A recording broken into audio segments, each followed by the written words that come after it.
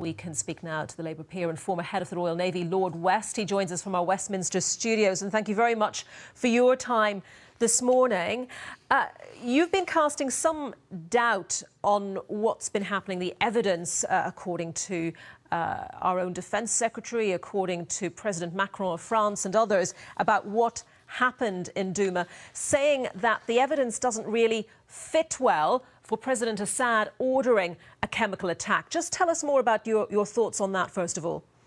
Yes, President Assad is in the process of winning this civil war, and he was about to take over and occupy Douma, all that area. He'd had a long, hard slog, slowly capturing that whole area of the city.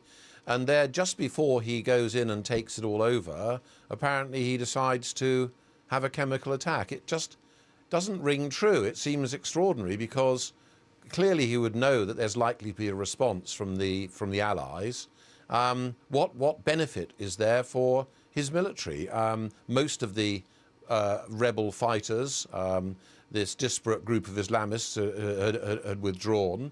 There were a few women and children left around. What benefit was there militarily in doing what he did? I find that extraordinary. Whereas we know that in the past, some of the Islamic groups have used chemicals. And of course, there would be huge benefit in them labelling an attack as coming from Assad, because they would guess quite rightly that there'd be a response from the US, as there was last time, and possibly from the UK and France. Is it fair to say, though, that you're looking at this from the point of view of strategy and tactics rather than any evidence?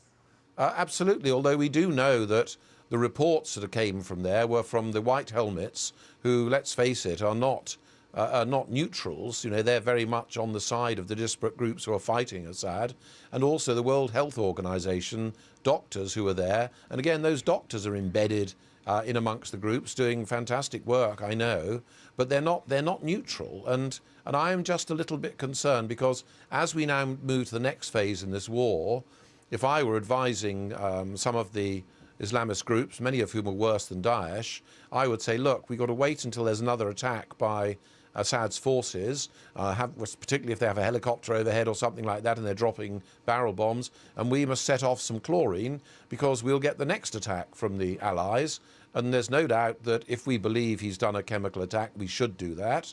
And those attacks will get bigger. And it is the only way they have got, actually, of stopping the inevitable victory of Assad. Are you saying that there may be something faulty with the intelligence, the proof that President Macron has said he has, with the, to quote the Defence Secretary here, Gavin Williamson, the significant body of intelligence which suggests the Assad regime is responsible for what happened in Douma? Are you suggesting there may be faulty intelligence behind all of this?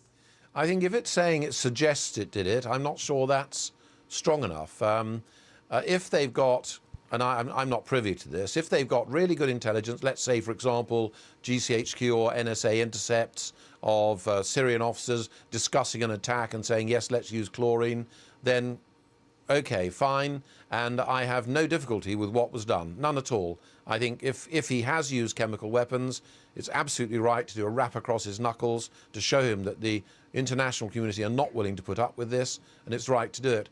But I just wonder, you know, we've had some bad experiences on intelligence. When I was Chief of Defence Intelligence, I had huge pressure put on me politically to try and say that our bombing campaign in Bosnia was achieving all sorts of things, which it wasn't. I was put under huge pressure. So I know the things that can happen with intelligence, and I would just like to be absolutely sure.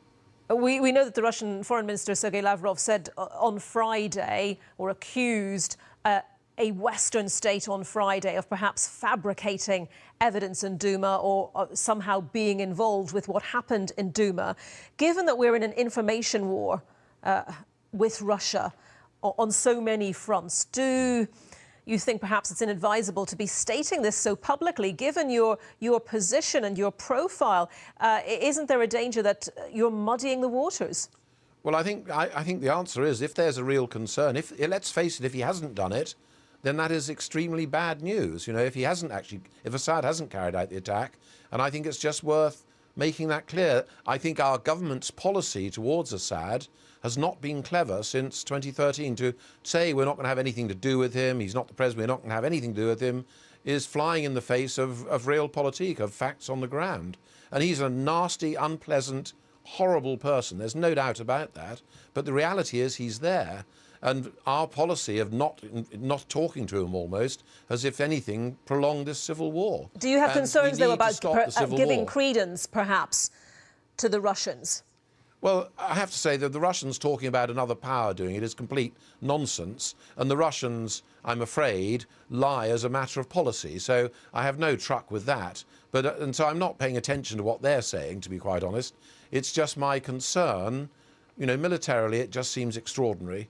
And I don't think we can always rely on some of the reports that come from within these areas, because it's not from neutral observers. But if you are right and an opposition group, a rebel group, did do this, then the Western nations who've been involved in these strikes have made a massive blunder, haven't they? And the implications are huge.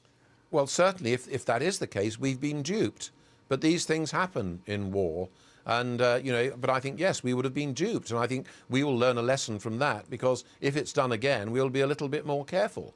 But as I say, I hope, against hope, that they have got absolutely cast iron intelligence, in which case the action that was conducted was absolutely right to slap him across his wrist. There is no doubt Assad is a loathsome man. There's no doubt in the past he has used chemical weapons, and there is a real danger of this creeping acceptance of chemical weapons being used, and that is a worry. So that's really the balance of how I would put across my view. OK, Lord West, thank you very much. Thank you. And let's get some